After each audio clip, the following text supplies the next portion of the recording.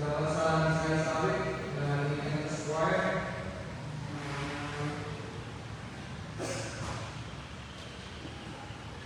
Ang word nila, pinag-word nila ito sa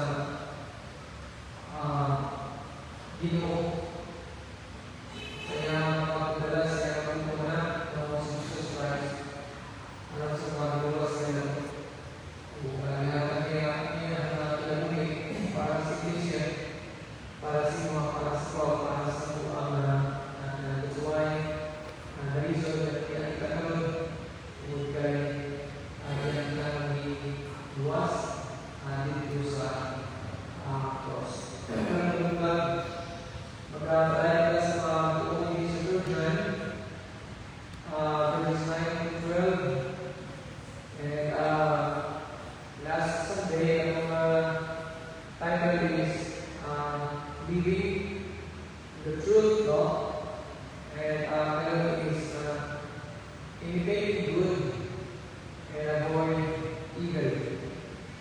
In 3 John 9, verses 12 to 9 to 12. Basahin niyo na po sa ASD translation. I have written something to the church, but you confess who likes to put himself first does not acknowledge our authority. So if I come, I will bring up what he is doing, talking wicked nonsense against us, and that offend God. He refuses to welcome the brothers, and also stops those who want to and puts them out of the church. Beloved, do not imitate evil, but imitate good. Whoever does good is from God. Whoever does evil is not seeing God. Demetrius has received a good testimony from everyone, and from the truth itself. We also add our testimony, and we know that our testimony is true. Ito mo the blessing of tulong at mga basa ng pag-pray na. Mahal ko lagi ko Diyos na balaan, Lord. Salamat mo sa gayon ng lahat na ako mga marami sa pag-uong sa mga kulong. Kaya namin ko, Lord, na nagkakita ng iyong nagpuntaan. Maraming Diyos sa lahat sa pero sa lamin, kung hindi mo mapapalay sa mga aking maraming may mo sa pagpulino, maraming mga spirito. Siyempre, naman, naging hamong hindi sa mga pulo. Ngayon, kaya lang din ako ang masikasin. Siyempre, hindi Lord ng Holy Spirit magkalapaw na namin ang among inyong masaktan. Hindi lang ito sa pagpili ang Holy Spirit para na lang na ang pinilawakon o makapay ka ng iyo sa mga pinili. So, ngayon sa mga pagkalayo, kaya sa halaga na sa Amen. Our influence in the church will either reflect Christ or hinder His work. Now, ngayon mag-wait na mo ang ako ang paglikod. Duha din ang pwede na ito na pilihan. Isa sa duha ang nagamo sa atong tinabuhi sa church. Pwede na ang uban ng mga tao, pinaagis yung tinabuhi, magbuo sila kang Jesus Christ. Mag-grow sila ng pagtuo. Moni ang mag-motivate sila sa pagpalayo sa pagpalapit sa Ginoo. May mga yung tinabuhi, may mga blessing sa uban.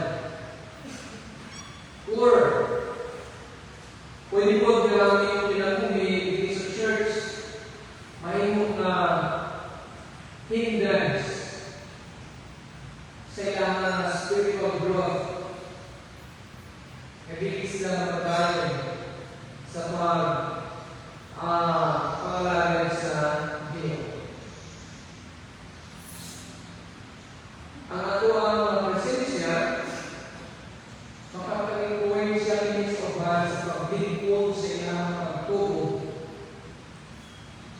o pwede na makatulog sa ilang pagtubo. Okay? Kung nagawa mo na kita, no? Kung kayo maybe sa makaunauna kita, pinsa tingin ng mga tao na nasa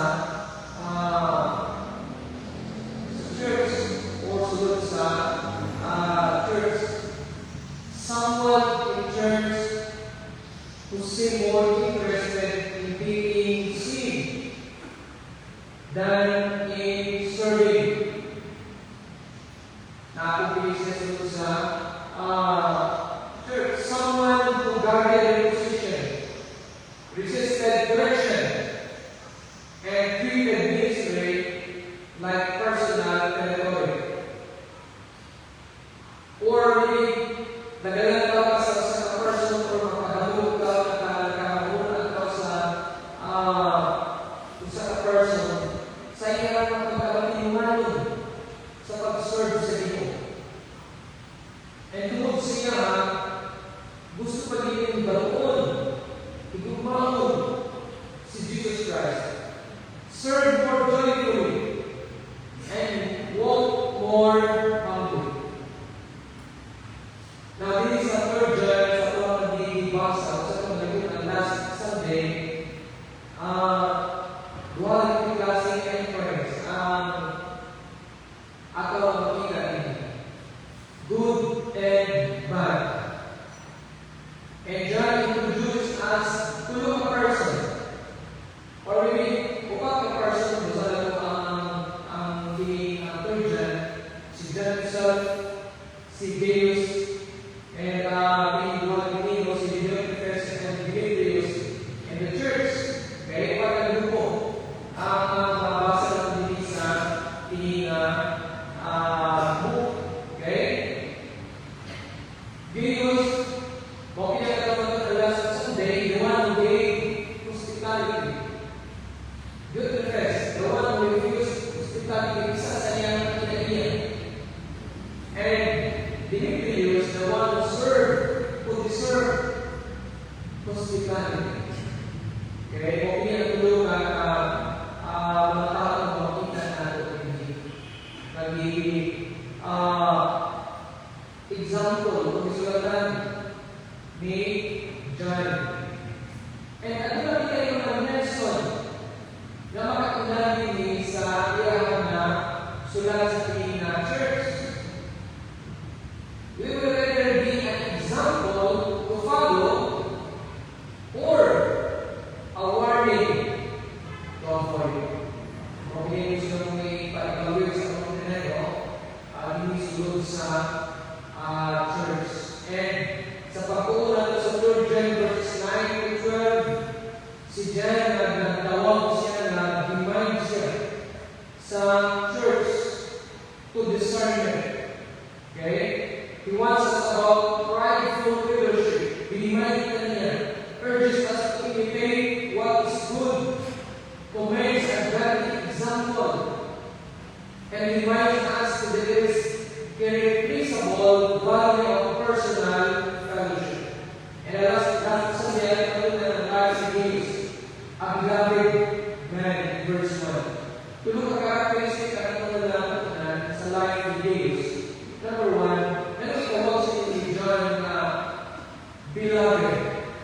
Okay? Ano na yung characteristic na nakita ni si John makita na sa life of James. Number 1, he walked in the truth. In verses 3 to 4. I love in the truth. Di-remind ni John yung hoping siya ang common denominator sa mga Kristo naman. Sa pagdinig ang mga Baptist Church, pero kung mabalo ka, kalahit sa kanyang denomination, pero nakita sa usap kamatunan, dili sila pagigugma. Okay? Sa usap ka tao, na pareho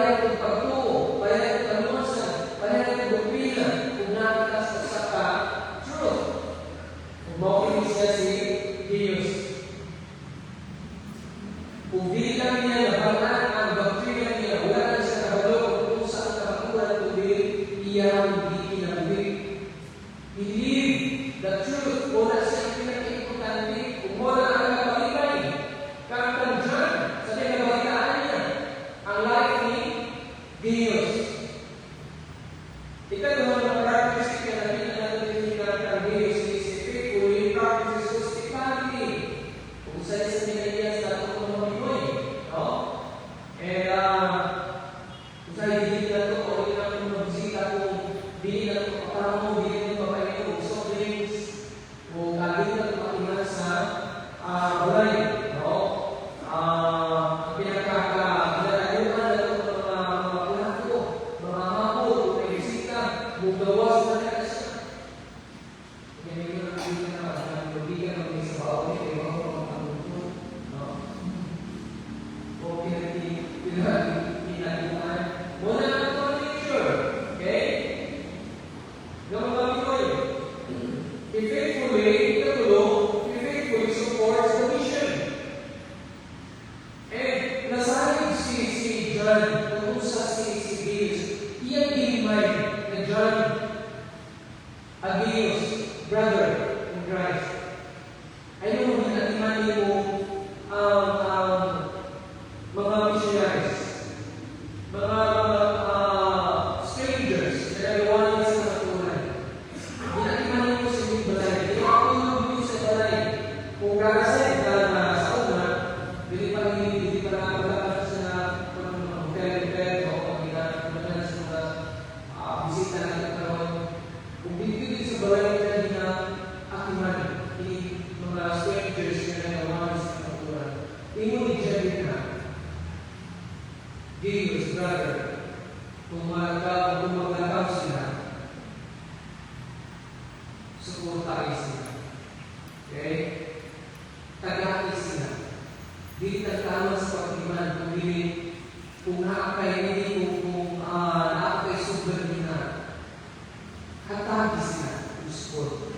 And naghatag sa vision na dapat maging generous si Gaius o ang mga Kristohan sa mga missionaries. Una, because they go out for the sake of the name. Isa ni Jesus Christ. Nagawa sila sa pangalan ng Jesus Christ. Suportahin sila. Okay? And mobilize sila i-encourage sa mga Kristohan na muhatag kita, support kita sa mission. Kundi ang mga missionaries. Okay? Talaga sa mga bagong mga missionaries.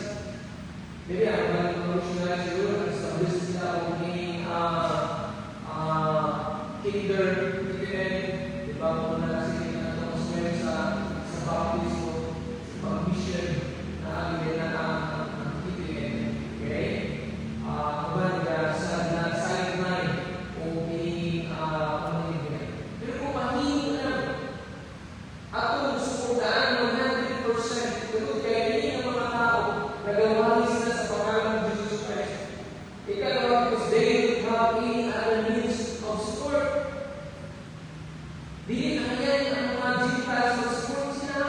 Marami sila. Ikaw mga Kristohan mo ang maghatag. And I'm afraid we become very workers to the truth. Kung naghahatag ito sa mission, kung maging generous ka, Deus, kasi na partner ikaw. Magkanaan ng mga strangers na nagawa sa katulad, ngayon nagdala ng mga kalabinal sa Ginoo, sa pilan sa Ginoo. Isa ka, na partner ka sa kakatulad. Now, marami ito na yun na ito, ako din sa verses 9 to 12. And ang gusto na ko i-emphasize kung kaya ka sa ikaluang person na i-mention ni John, si Diotrephes. Okay? And in verse 11, kung pa, i-John din, ano si warning sa grabe, do not imitate evil, but imitate good. And open siya ang question na mahulog-mahulog, why we must imitate good and avoid evil. Okay? Now, this is the life ni Diotrephes that we can learn. Si John, ano siya ay sulat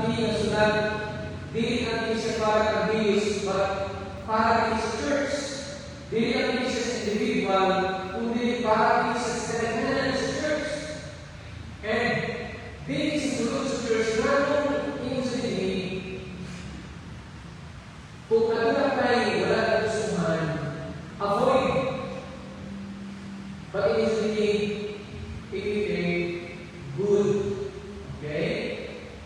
Good people, good Christians.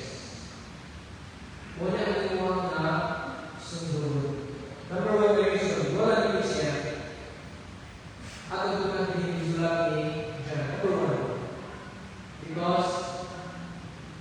because of the danger of prideful attitude. Now, kung tanaw na ito ang context din, nag-refer siya sa attitude, hindi uniqueness. Bukod sa tingin na attitude, hindi dapat sundubon sa mga Kristiyano, sundubon ni Deus, tinatawag na pride. Okay?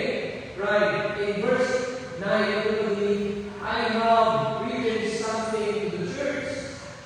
Okay? But uniqueness who likes to put himself first. Now, this John, what's the name of the word, no? Gimension niya ang pangalan, kung gimension niya ang salat, kung saan ang attitude ni Jesus, ni Diognetus. And, inong sa dinigin sa maaari ng attitude, dapat i-avoid din nato, bilitin nato, sundubon, no? Dahil ito pa rin, i-mention niya, kinsa niya person, kung kinsa kung saan niya na hihimo. He loves to be first. Sa school, nakita niya nagawag na ito, nagawag na sa kanilang KSP, tulad sa pansing, gusto din siya na siya mapansin sa classroom.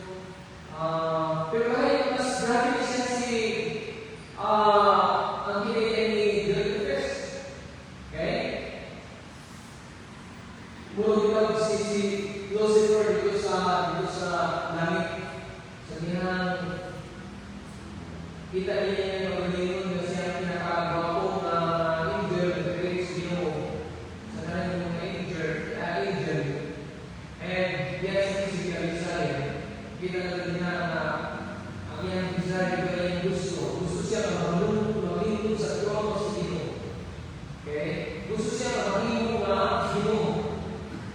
Gusto siya ang makita. Okay? Mopili siya ang iyan-isitan. That's why tampong sila din sa yuta. O pwede na itong i-regal nila ng mga passes, no? Na the man who loved the preeminence. Okay? Kung mopili siya ang iyan na problema. There have always been people who love preeminence. People driven by pride, hungry for power, obsessed with control and recognition. Ang scripture ang pulong sinugdadhan ng mga klase ng tao ini. Not because of faith, but because the fall of shame and scandal. Dibuka bisa. Jadi kita melakukan sesuatu ang palasyo. Wow, grabe ang bago na tayo ng bago. Ini siya tungod sa kuha. Okay? Kita niya yung kawali. Grabe din na sa inyo. Kasi hindi mo siya. Hindi mo sa inyo like an animal. Nagkakaroon ko sabi.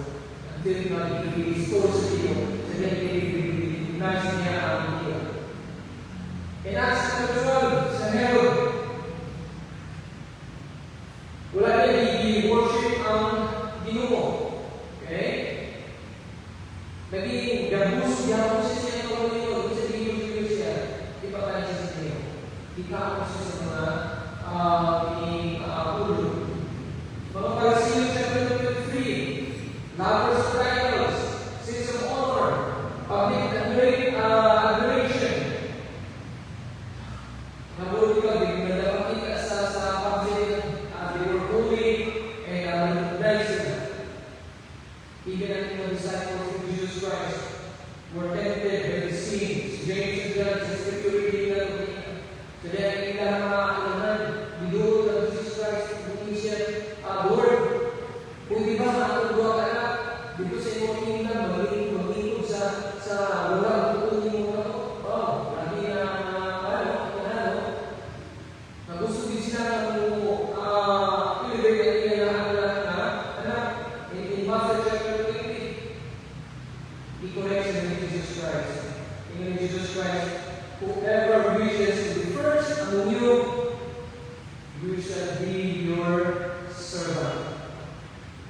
That brings us to beautifulness.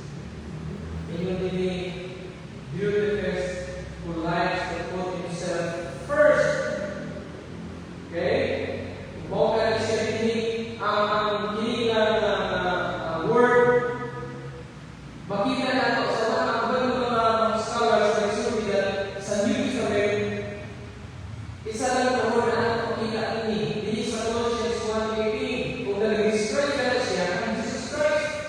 Christ praying in the midst. And si Jesus gusto siya mukupit ng Jesus Christ. To love privilege to the church is to attend to faith of grace that belongs to Christ alone. In Christ alone. In Christ alone. Tanan para lang sa Jesus Christ. Now, si John, ipakita ni John how this pride expresses itself. Okay? Kung di sa pagpakita ang inyong gago, ang inyong kaugalingon, o makita natin ini siya sa life ni Diotrephes. Kung saan mga sign nga nakas ka na kinaya na o makita natin ini, he rejected apostolic authority.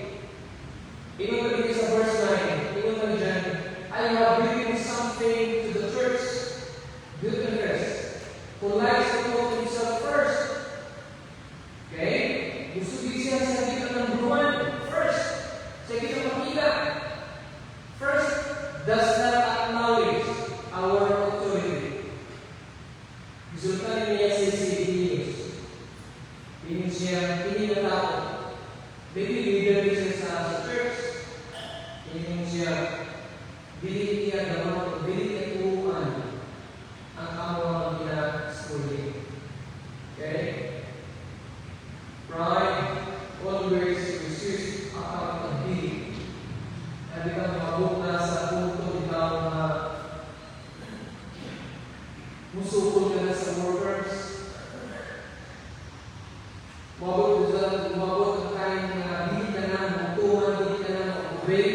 Kung kikita mo sa pagbaling na kuyaw na oras ka na pinaiyan.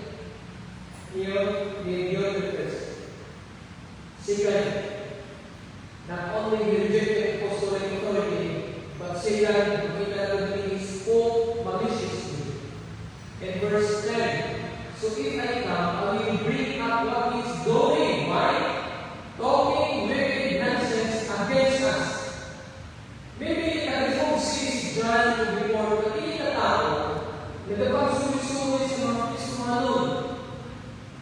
And nag-istorya ang mga batak against sa kanjan o sa ilahan ng mga leaders. Kung sa purpose, dahil ka sa hindi ka tao na gusto din ka mag-elevate, no? And sa yung muna, kinaya sa tao, once na kinaya, taas, usahay, iwan, istorya, na siya para siya sa man. I-promote. Okay?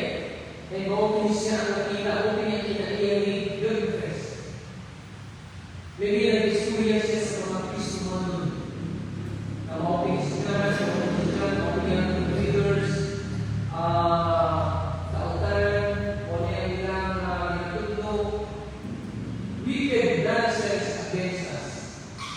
Mo siya ang gusto na i-settle ni John.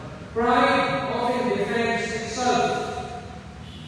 Kung sa iyang pamagi, by attacking others. Number 3, nakikita ni John sa kailangan ni Christian English, not only he rejected apostolic authority, he spoke maliciously, but number 3, he refused hospitality. In verse 10, usually that he refuses to welcome the brothers. Now si Gaius, ang mga strangers na nagawali sa kamaturan, iyang ginawalga, ginapasulod sa balay, ginatigaw sa balay. Pero kahit hindi siya, si Christ. Wala niya gina-atihan. Gina-refuse niya. Hindi ko mga strangers na nagawali sa pulong sa Diyo. Traveling missionaries were turned away. Didn't go sa doctrine reasons because they were not under his control. Okay? And number 4, and thus nakita natin ni how this pride expresses itself. Number 1, rejected apostolic authority. Second, he spoke maliciously. Number 3, he refused hospitality. And number 4, he punished the faithful. In the next last, and also stops those who want to and puts them out of the church. Those who wanted to help, siguro mabatayan nila itong Kristuhan ng Pinakops. Ganun din yung ipatos sa Igulay. Ganun din pagkakakulis. Ganun din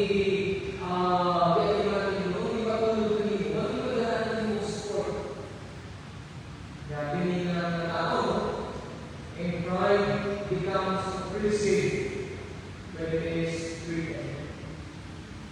Umawin siya ang makita dyan sa tingin na tao sa sulod sa English. Imagine mo sa missionaries o sa church, ano na siya yung ikatan, ano na siya yung desire, to serve Christ. Pero ang board sa church na ang inyong balay na ito welcome sa inyong balay, dili ko tayo ano na sa hindi ko teaching, pero ito tayo na organize niya. Kung dili ka gusto na makiman sa iyo, the issue is not doctrine, it is dominance, that is difference. Now, sa application is Christians. Remind of first that pride in ministry is toxic. It poisons relationships, hinders mission, and dishonor Christ. Kumbaga siya ang mga sa itong kinabulsikan. This warning is not only for pastors and for leaders. Any believer can fall into the trap of wanting recognition, influence, or control. And number 3, isa lang question na pwede na itong pamutan sa pagbalingon. Am I more concerned with my position or with God's mission? Do I rejoice when Christ is exalted, even if I am not? Isang hindi naman to Christ, as long ang pangalan ni Jesus Christ, exalt, magnify, tulad sa iyong mga ginagawa. Okay lang siya ang question nila.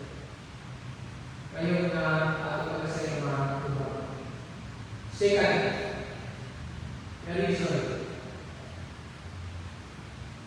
Ngayon dapat i-imitate ito mayo and avoid evil because we are called to imitate what is good. In verse 11. Usually, beloved, do not imitate evil, but imitate good. Whoever does good is from God. Whoever does evil is not seeing God. Okay? Mungkin siya from after exposing the danger, John turns to exhortation sa mga Kristohanon. Ibig sabihin natin, do not imitate what is evil, but what is good. Mungkin siya ang heartbeat sa hihinga passage. Si John nasabot siya something fundamental about human nature. Nakita ng mga tao, hindi ka of imitation. Hindi ang sinabi ka ng imitation, no? Jadi, ang reason, ganun mo ka na ang mga style sa book, style sa dress, kung kay, o ka na siya ang style sa mga kailangan kay artista.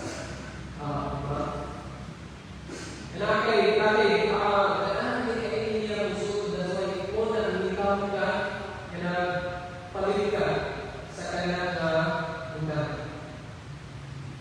We all follow someone. We are shaped by examples.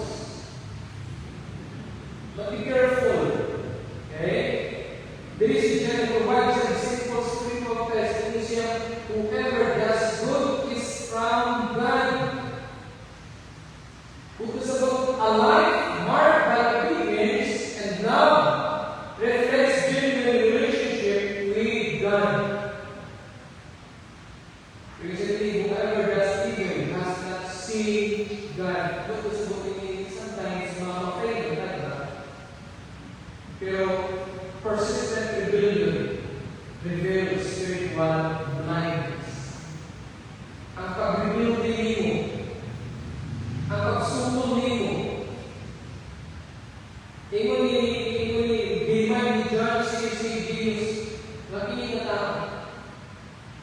Ang iyang action, ang iyang dinimo, nagpapakita siya sa iyang spiritual blindness, spiritual status kung isa siya. And maka-appreciate ka ng Christian ba siya? Nakabalot siya sa kapatunan. No? Si John is teaching salvation by works.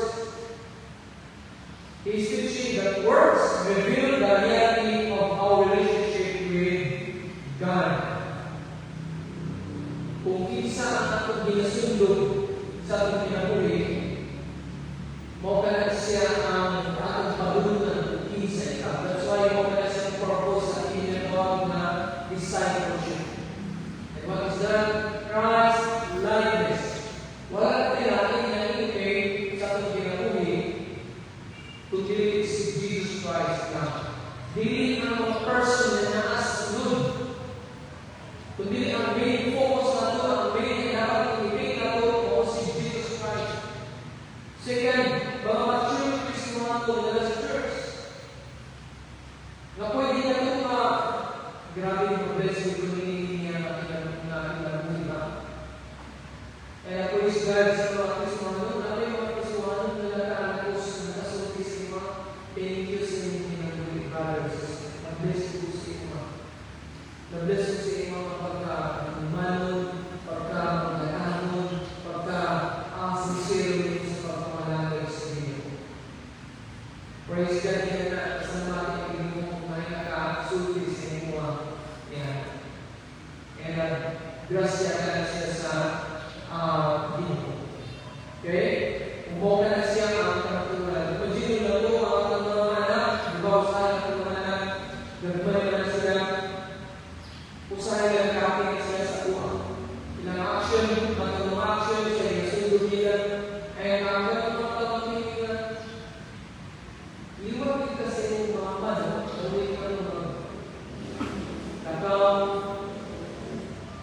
gawin ka ng mga istorya, pero ang inyong sinapakalaga. Yung mata, kalagay sa papa. Yung palit, kalagay sa mga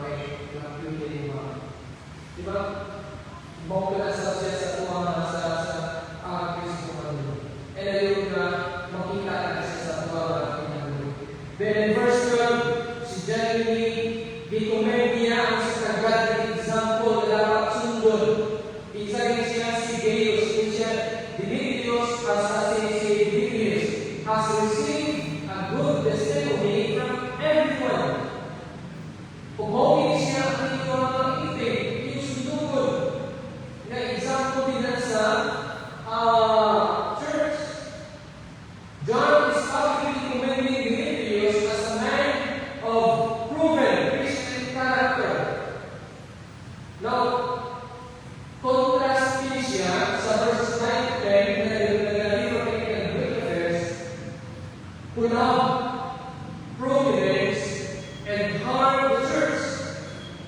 But Demetrius has received a good testimony from everyone.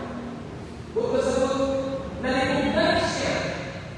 Nakita sa Kristo ang church. Kung sa kagat ng isang pumili ng tao, hindi lang iyang opinion, kundi ang testimony sa kadagdanan. The whole Christian community affirm his faithfulness. Kung saan ang makita din, godly character is usually visible and consistent over time. Makita din sa sinabi. Godly character. In Acts chapter 16, verse 2, verse 3, chapter 3, verse 7, and immediately from the truth itself, na life ni Demetrius naka-line up in the gospel, naka-connect sa gospel. Kung dili na nabanaan niya yung doktrina, kung dili yan kinabuhi ang katutunan. In other words, his life preached the same message as it is. Kung sa inyong istorya, kita sa inyong mga action. Okay? Truth here is not abstract. It is the revealed truth of Christ lived out. And he also add our testimony. John ni makawitness kung sa siya na tao. Example, siya na tao. So, si John ni Adonai contrast na makita natin din. Demetrius stands in stark contrast to Eutychus. Here, the definition of believers, his life was consistently Christ-like. And makita sa kinabuhi ang kalaturan, ikinabuhi niya ang kalaturan, he was commended by an apostle, John himself, makatestify sa iyang character. Wala sa inyong wala kay person Demetrius sa iyang charisma, sa iyang authority, sa iyang visibility, but he commends his faithfulness. Sa hindi na tao. Think of someone sa church whose faithfulness inspires. Isa na mga kaisuunan, members, every day, they preach. Wala sila nagtutulog kung Sunday school. Wala sila nagtutulog sa ministry. Pero ang ilang kinabuhi nagagaling ang ilang kinabuhi nagasiga sa Jesus Christ. They show up, they serve, they love. And that is Demetrius.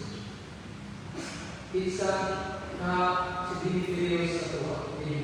Nakakatawa. Application. Choose your role models carefully. Not everyone will account for as a life worth imitating. Kung nakita ng ibig sa panunong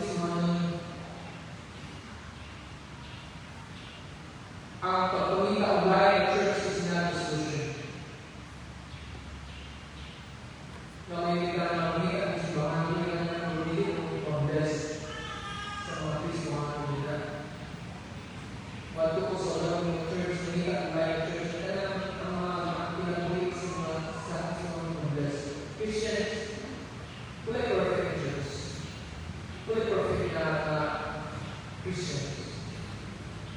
Wala perfect pastors, kundi Jesus Christ.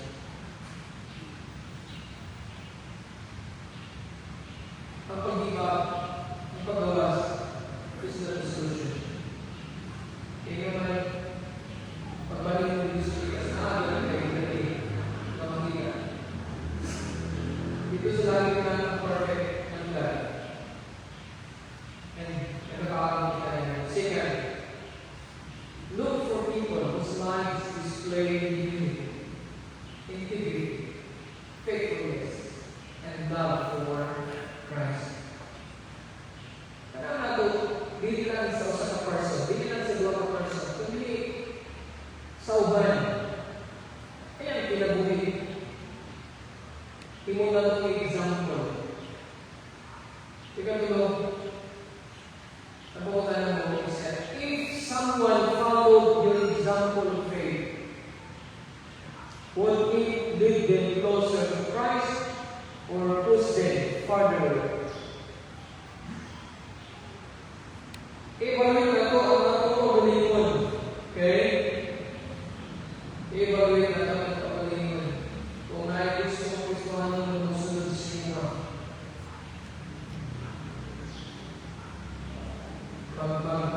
Matuto pagkas na sa pangalalagay sa inyo. Or pagpalayos na sa pagpalalagay sa inyo. Proficiency ba na ito? Nabili ka 100% matuto sa tao. Profane ng tao. But si Jesus Christ is a profane. Let your life speak before your words do. Okay? Let your life speak before your words do.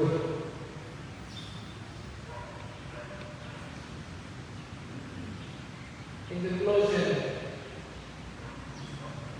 3 John verses 9 to 14 leaves us with a clear and unavoidable choice.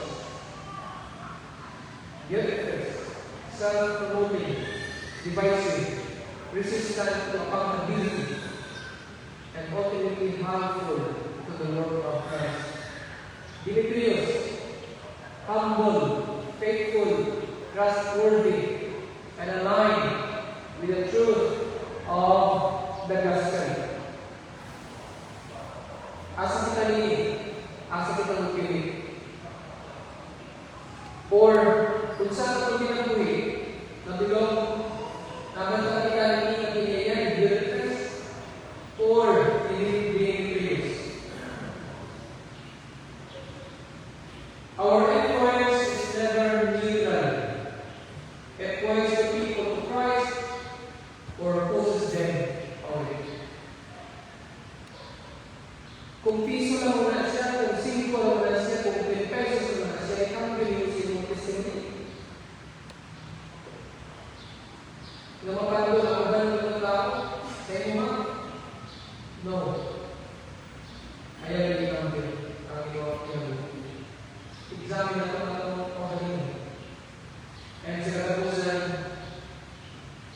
may God made us a people whose lives invite others to follow Christ and never give them a reason to stumble because of us. And makinig ng prayer sa ating dahil.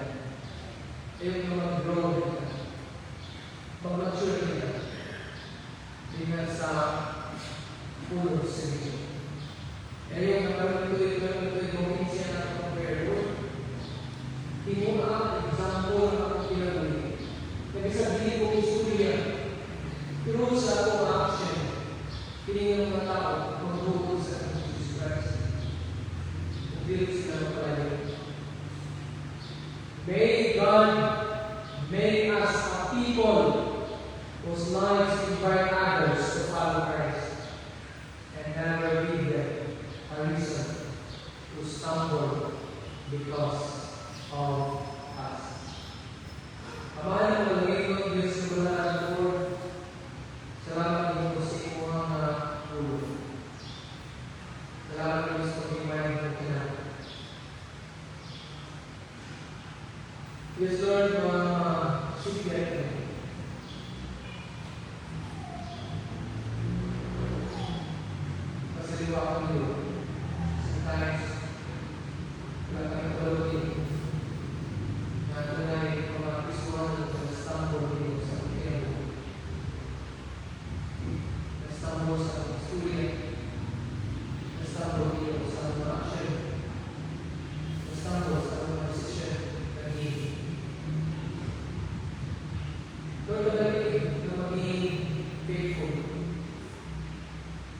22